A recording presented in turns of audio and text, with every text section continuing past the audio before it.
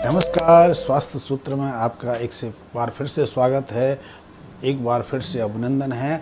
और आज मैं आपको एक ऐसी मेडिसिन के बारे में, एक ऐसी दवा के बारे में बताऊंगा जिस दवा से आप सभी रोगों से मुक्त हो सकते हैं। इस एकमात्र दवा के से आप साधारण से साधारण बीमारी से लेकर कैंसर और ब्रेन ट्यूमर जैसी असाध्य बीमारी से मुक्ति पा सकते हैं। इस दवा के पास, इस ड्रग के पास हर बीमारी का मर्ज है।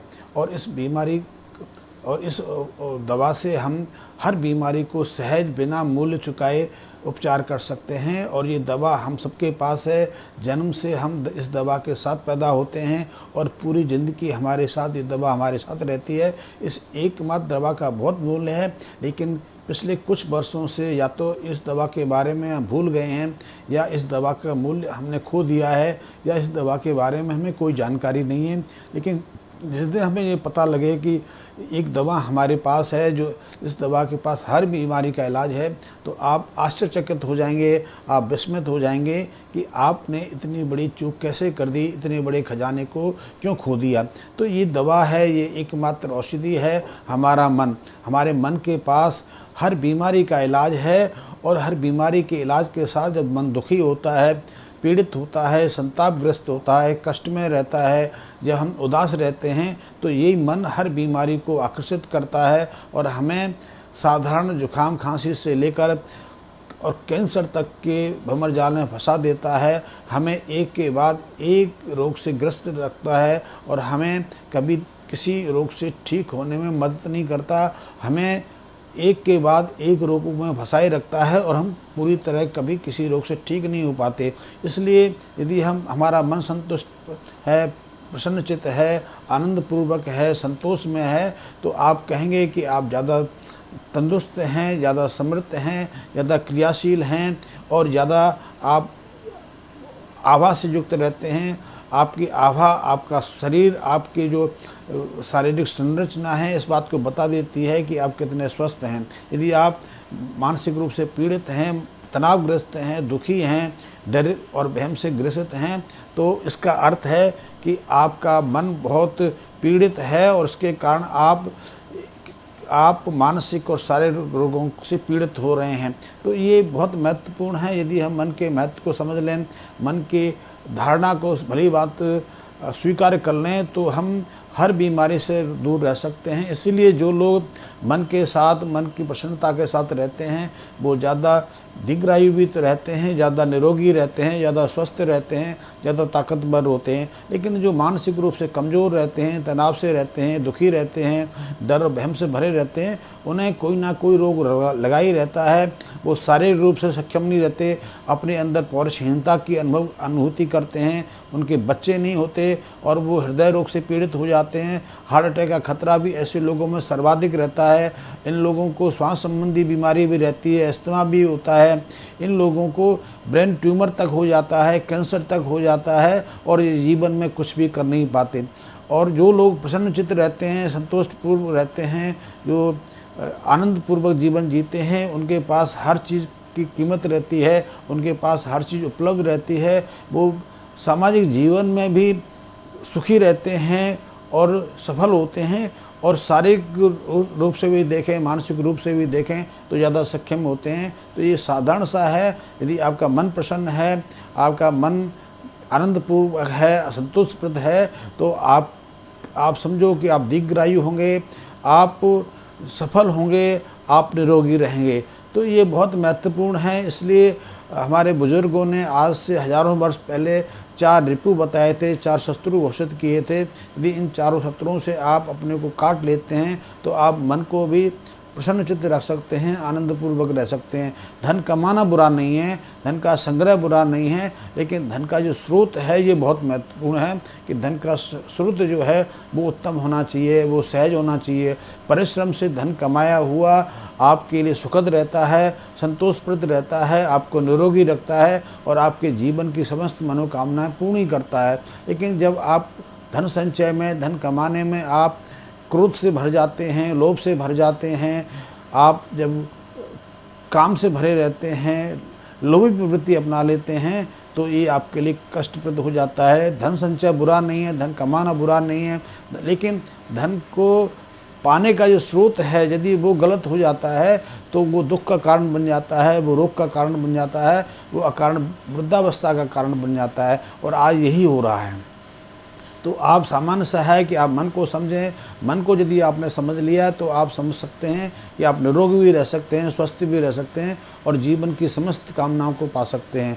यदि मन आपका निरोगी नहीं है, यदि मन आपका दुखी है, दुख से भरा हुआ है, कष्ट से भरा हुआ है, सहमा हुआ है, भ्रम से आप भरे हुए हैं, आप दूसरों के प्रति द्वेष से भरे हुए हैं, तो निश्चित है कि आप जीवन में कभी कामयाब नहीं होंगे।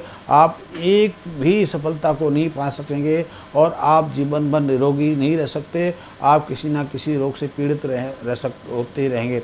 तो एक चीज़ हम समझें कि मन और शरीर दोनों, हमारे जो स्थूल शरीर है उसके दो अंग हैं, दो सिरे हैं।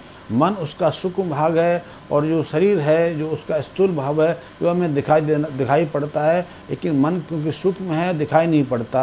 लेकिन मन और स्थूल शरीर है वो शरीर के दो भाग हैं और इन दोनों को हम कभी अलग नहीं कर सकते। जैसे चुम्बक के दो सिरे होते हैं, उन दो सिरों को हम कभी काट के अलग नहीं कर सकते। चुम्बक खत्म हो जाएगी, वो सिरे अलग नहीं होंगे, क्योंकि सिरे एक ही चुम्बक के भाग हैं। इसी तरह हमारे शरीर के मन और स्थूल शरीर दो हिस्से नहीं हैं, दो भाग हैं। इसका एक सिरा हमें मन के रूप में दिखाई देता है, दूसरा सिरा हमें स्थूल शरीर के रूप में दिखाई देता है। इसलिए जब भी आपका मन दुखी रहता है, कष्ट से रहता है, आप पीड़ित रहते हो, चिंतित रहते हो, तो तत्काल उसका जो अवलोकन है, तत्काल उसका प्रभाव हमारे स्थूल शरीर में पड़ता है। इसलिए हमारी जो भावनाएं होती हैं, अनुभूतियां होती हैं, संवेदनाएं होती हैं, वो हमारे शरीर पर झलकने लगती हैं। यदि आप प्रसन्न हैं, अंदर से आप संतुष्टप्रद हैं, सुखद हैं, आपका आनंद से जी रहे हैं, तो आपकी आभा अलग रहती है। लेकिन इसके विपरीत यदि आप पीड़ित हैं, कष्ट में हैं, सहमे हुए हैं, तो आपके चेहरे की आभा एक अलग रहती है और हर आदमी दूसरे देख के बता सकता है कि आप रोगी हैं या आप रोग होने वाले हैं। वैसे भी आज हमारा जो शरीर विज्ञान है, हमारा जो स्वास्थ्य विज्ञान है, हमारा जो मेडिकल साइंस है, किसी रोग को तब पकड़ पाता है जब वो पूरी तरह विकसित हो जाता है, जब उसकी पूरी तरह हमारे शरीर में स्थापना हो जाती है। लेकिन रोग के लक्षण तो तब शुरू हो जाते हैं जब हमारे शरीर में लक्षण ही पैदा नहीं होते।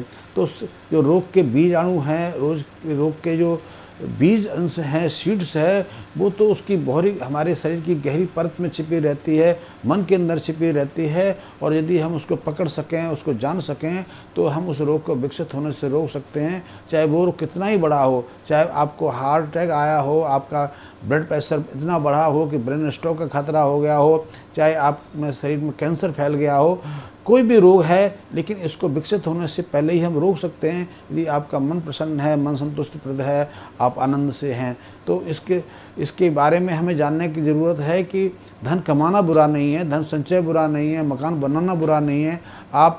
लेकिन जब आप लोभ में पड़ जाते हैं, आप बिना किसी उद्देश्य के उसको पाना ही चाहते हैं, उसके लिए आप रिश्वत लेते हैं, आप दूसरों को पीड़ित करते हैं, दूसरों से छीनते हैं, दूसरों पर बलात्कार आक्रमण करते हैं, आप भाई से संघर्ष करते हैं, मुकदमेबाजी में पड़ते हैं, रिश्वत लेते हैं, नकली चीज़ें बेचते हैं, तो उसका अर्थ क्या? क्योंकि यदि आप बीमार पड़ गए तो ये सब कुछ जो धन संचय किया है वो तो डॉक्टर ले लेंगे या वकील ले लेगा या कोर्ट कचहरी में चला जाएगा। तो जितना है उसमें सुखद अनुभूति करें, आप युक्ति से चलें, परिश्रम से चलें, आप सामान्य जीवन जिएं। तो आप यदि सामान्य जीवन जिएंगे तो निरोगी भी रहेंगे, आप बूढ़े नहीं होंगे, आप रोगग्रस्त नहीं होंगे, आपके चेहरे पे झुर्रियाँ नहीं पड़ेंगी। लेकिन ऐसे बहुत लोग हैं जिनके पास बहुत धन है, जिन्होंने धन को अकारण इकट्ठा कर लिया है, लेकिन सुख नहीं है, उनके बच्चे नहीं पूछते, वो निरोगी नहीं है, वो रोग से पीड़ित हैं, वो कभी एक हॉस्पिटल से दूसरे हॉस्पिटल जाते हैं,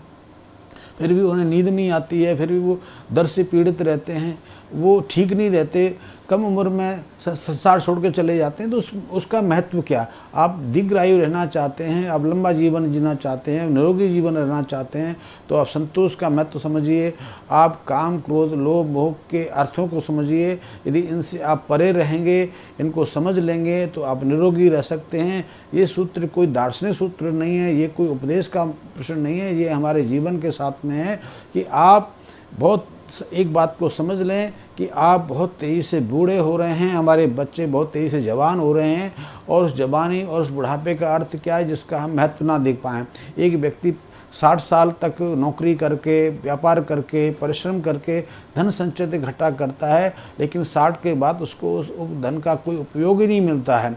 वो मकान बना लेता है, लेकिन किसी मकान में सुख से नहीं रह पाता, या तो वो परिस्थिति बस नहीं रह पाता, या उसके बच्चे उसको रखना नहीं पसंद करते, या फिर वो अकारण बीमार पड़ जाता है, अकारण संसार से चला जाता है। ऐसे बहुत सारे लोग हैं कि जो मकान बनाते हैं लेकिन अपने मकानों में एक दिन का सुख नहीं ले पाते, जिनके बैंकों में लाखों रुपए भरे पड़े रहते हैं, लेकिन वो धन का उपयोग नहीं कर पाते।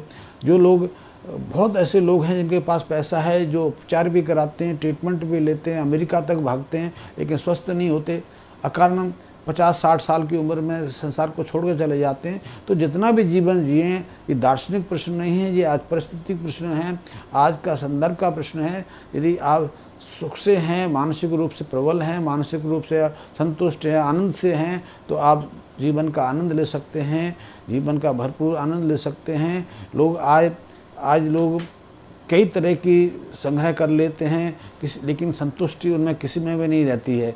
तो ये एक प्रश्न है जो मैंने आपके सामने रखा कि हमारे पास मन एक मात्र ऐसी औषधि है कि यदि आप उसको सही से जान लेंगे, उसको सही से पहचान लेंगे, तो आप न केवल निरोगी रहेंगे, बल्कि आप जीवन का पूरा आनंद ले पाएंगे, जीवन में बहुत तेज़ी तरक्की कर पाएंगे, जीवन की सभी अपनी जो इच्छाएं हैं, कामनाएं हैं, उनको पूर्ण कर पाएंगे। धन इकट्ठा करना, धन कमाना बुरा नहीं है, लेकिन धन कैसे कमाया जाता है, क्या किसी से बलात् हड़प किया जाता है, किसी के धन को आप लूटते हैं, आप डर से छीनते हैं, किसी पर कब्जा करते हैं, ये बुरा है। क्योंकि धन को परिश्रम से पाइए, कोई बुरा नहीं, युक्ति से पाइए, नीति से पाइए, योग्यता से पाइए, कोई बुराई नहीं है। लेकिन यदि बिना योग्यता, बिना परिश्रम के यदि आप क्षणिक समय में तत्काल किसी चीज़ को पाना चाहते हैं, तो उसका तत्काल आपके मन पर, आपके शरीर पर प्रभाव पड़ता है। यदि मन दुखी है, मन चिंतित है, परेशान में है, कष्ट में है, तो निश्चित ही आपका शरीर निरोगी नहीं रहेगा, आप रोगी होंगे, आपके चेहरे पर उस जो रोग के लक्षण नज़र आने लगेंगे, और उसका परिणाम कुछ दिनों के बाद आपको सामने आ जाएगा। हार्ट अटैक का एक सबसे प्रमुख कारण है कि आप मानसिक रूप से कमज़ोर रहते हैं, संवेदनशील हैं, और आप इलाज लेने के बाद, इलाज कराने के बावजूद भी अकाल मृत्यु को प्राप्त हो जाते हैं। तो ये एक प्रश्न है कि यदि आपको सुखी रहना, निरोगी रहना है, तो मन को संतुष्ट पर रखो। लेकिन मन आपके नियंत्रण में नहीं, आपके काबू में नहीं है, तो मन को नियंत्रण करने के लिए कई ऐसी प्रक्रियाएं हैं। उन प्रक्रियाओं को आप सीख सकते हैं, जान सकते हैं, और उनको जान लेंगे तो आप मन को भी अपने नियंत्रण में रख सकते हैं। मन नियंत्रण आ गया तो आप निरोगी रह सकते हैं, स्वस्थ रह सकते हैं। तो एक मेरा प्रश्न है कि आपके शरीर के पास जन्म से, आपके पास, हम सबके पास एक ऐसी औषधि है, एक ऐसी ड्रग है जो हमें निरोगी रख सकती है, हमें प्रसन्न चित्त रख सकती है, हमें दीर्घ आयु भोगने में मदद कर सकती है। तो वो है आपका मन, वो आपका है प्रसन्न मन, दुखी मन नहीं, संतुष्टपूर्ण, आनंदपूर्ण, जो आनंद लेने वाला मन है, वो आपकी ये अमृत औषधि है, रामबाण औषधि है। आप उसको प्रयोग करना सीखें, उसको प्रयोग में लाना सीखें, ये आपके लिए बहुत महत्वपूर्ण है। और आपको मेरा वीडियो कितना पसंद आया, इसके विषय में मुझको मेरे कमेंट्स बॉक्स में अवश्य लिखें। और मैं आपसे कहना चाहूँगा, यदि आपने अभी तक मुझे सब्सक्राइब नहीं किया तो मुझे सब्सक्राइब अवश्य करें। धन्यवाद।